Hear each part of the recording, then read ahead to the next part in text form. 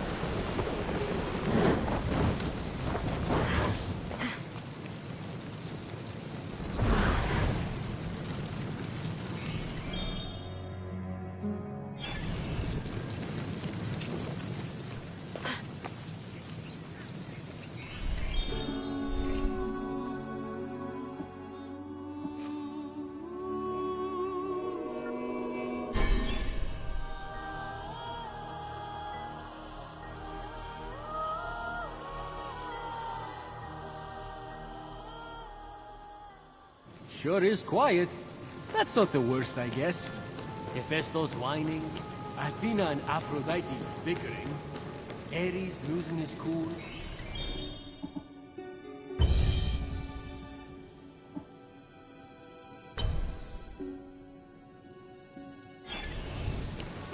Yeah. Why are we doing this again?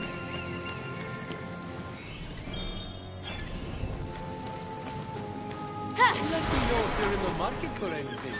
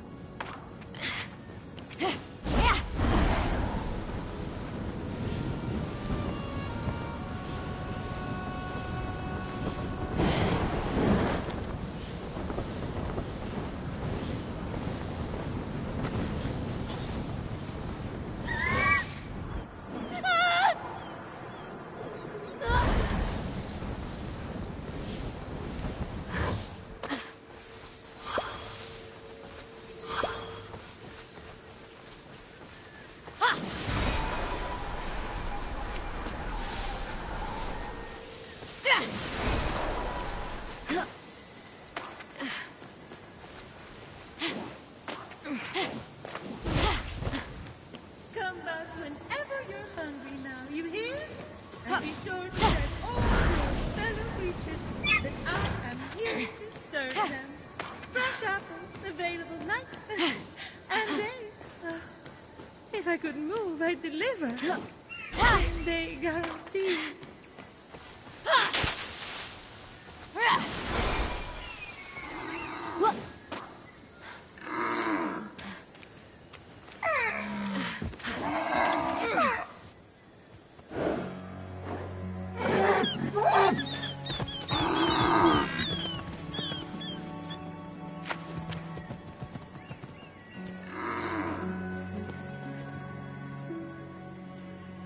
You wouldn't happen to be Aphrodite? Why, yes, I am. Pleasure to humbly make your acquaintance. Phoenix. Sorry, I'm just such a fan. You're responsible for some of the most epic love stories of all time. I have to admit, I wasn't expecting a tree, but even in your, arboreal state, you're beautiful. Oh, that's sweet of you to say, but the only mirror I gaze into these days reflects the happy smiles of the creatures I help. If only I could travel to those most in need. But, alas, my roots keep me anchored here. So that's why Typhon did this to you. So you can't use your beauty to move ships or inspire bravery in battle against him. Me? Start a war? I don't know where you get such outlandish ideas. True beauty is found in acts of service. True love is the giving of yourself to others. The name Aphrodite should have stood for those things all along. She did not just say that. I am reformed now.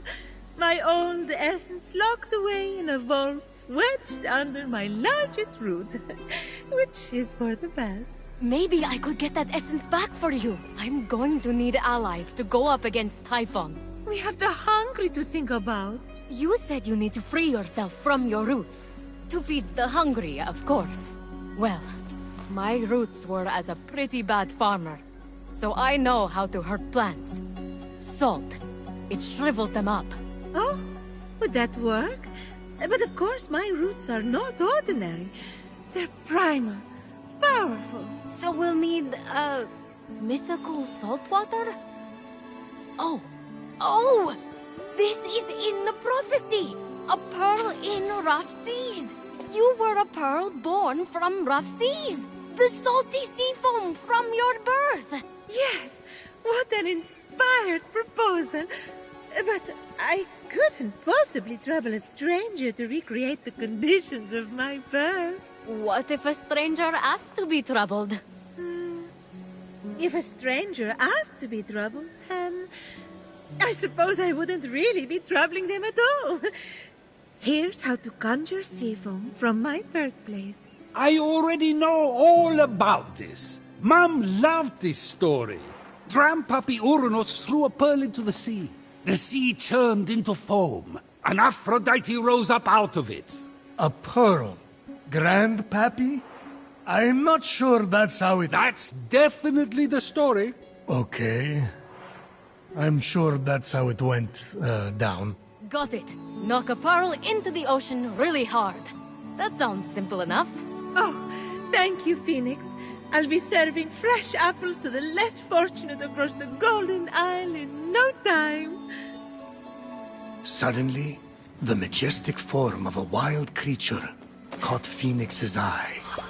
If Phoenix wanted to tame the beautiful beast, the mortal would have to befriend it first. Why are you whispering? Because I don't want to scare it away. What are you on? Because can I have some? Well, this is weirder than the time Demeter turned that kid into a lizard. Aphrodite, sweet and charitable? No more mischief? Isn't that what you were aiming for when you married her off to Hephaestus against her will? Hey now, it wasn't. I mean, she knew I was doing it for her own good. Ha!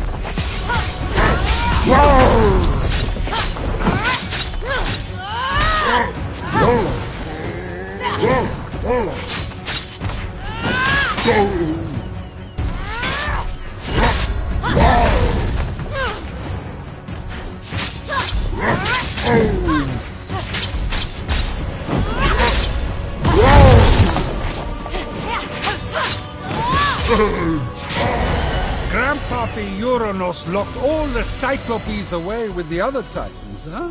Yes, he was afraid they'd overthrow him. There was a prophecy. Bored. Grandpappy made the right call. Those things are an eyesore. Get it? The birth of Aphrodite is a gruesome tale. Nothing gruesome about it. Grandpappy Uranus and my deadbeat dad, Kronos, had a battle so great it severed heaven from earth.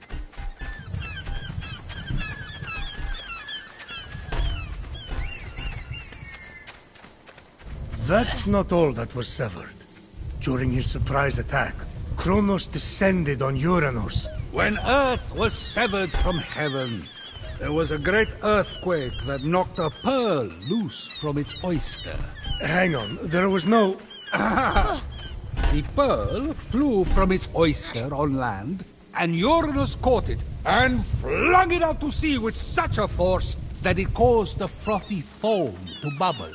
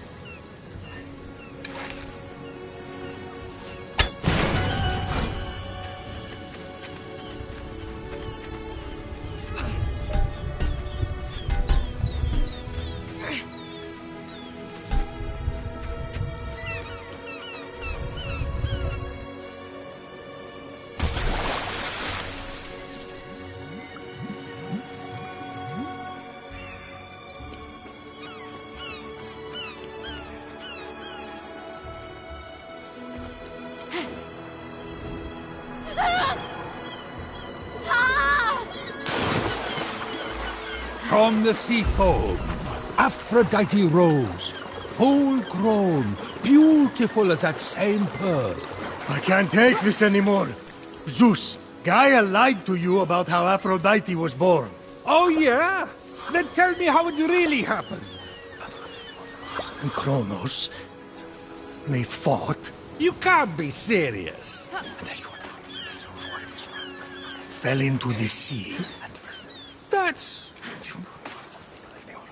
Because Kronos cut off his...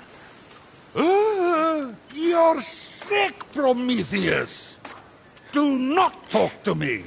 With the sea foam secure, Phoenix resolved to return to Aphrodite with the key to her freedom and the vault.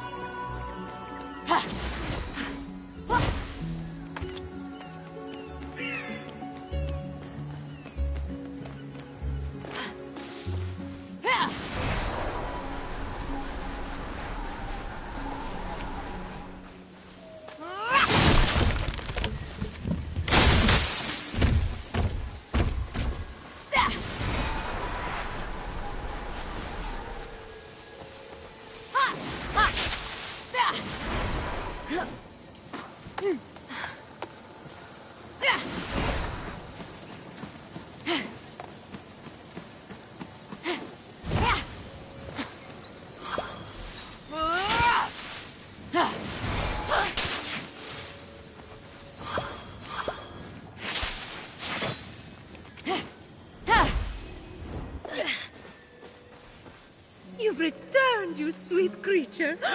Do you have the sea foam? Right here. Oh, aren't you good? Please, take my blessing for all your hard work.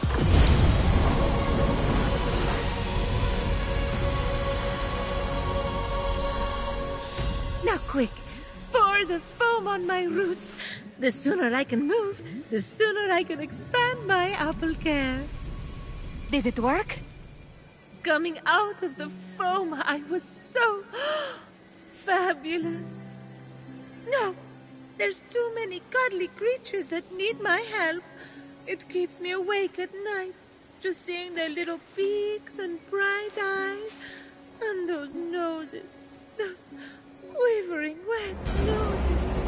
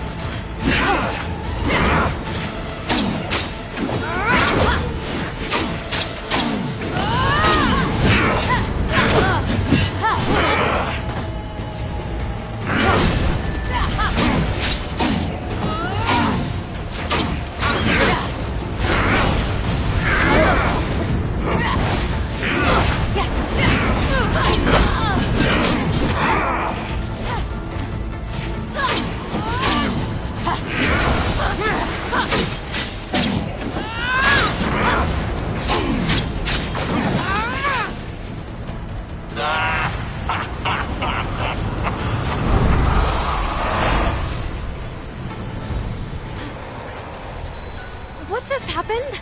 Typhon must not like you, though I couldn't possibly imagine why. Whenever anyone defies him, he sends one of his raids. And that raid delegates responsibility, as raids tend to do, to Shades. So the warrior that just appeared wasn't really Achilles? Goodness, no! The true Achilles is far more dashing.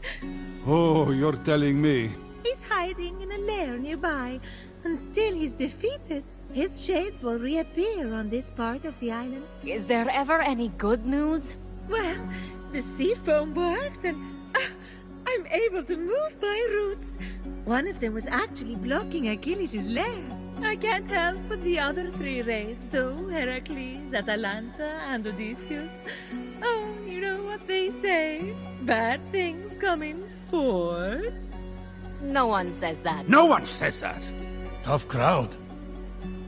What about the root blocking your essence? It's just that some people I care about have been turned into stone. So I'm quite keen to... No. For some reason, that root is still firmly in place. Thank you for your concern. But what matters is I can start delivering apples. All the animals will be fed in no time. Let's get to it. Thank you kindly for all your help. Many happy returns. But That was strange. I can't keep standing idly by. Sorry, I mean busily preparing anymore. You have to bring Aphrodite back to her beautiful, snarky self before I go crazy. By the gods, where did you come from? Behind you? Doesn't matter. Don't worry about me. Focus on finding another way to shrivel that root. So what? Saltier, more mythical water? Actually, wait. What about Aphrodite's tears? Didn't she cry at the death of Adonis? They'd be salty and powerful. You really know your stories, kid. Her tears just might work, if you put them directly on the root, blocking off her essence. Now, where did Typhon hide them? You should search the vaults of Tartarus nearby. There are 3 crystallized tears. All right. We have a plan, then. Please hurry. Until Aphrodite is back to herself, who will I talk to about whatever this is that you're wearing? What's wrong with what I'm wearing? And he's gone.